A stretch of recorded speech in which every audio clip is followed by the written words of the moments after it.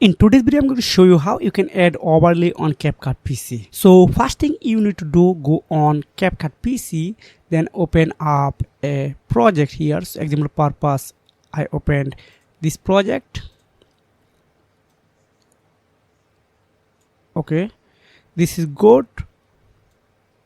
If I skip here, you can see this is a on layout, only here, only video layer.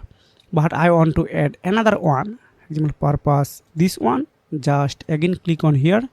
So just if you turn on here, this is the same layer here. You can see if I playing on, this is same layer, but I want to add a overlay.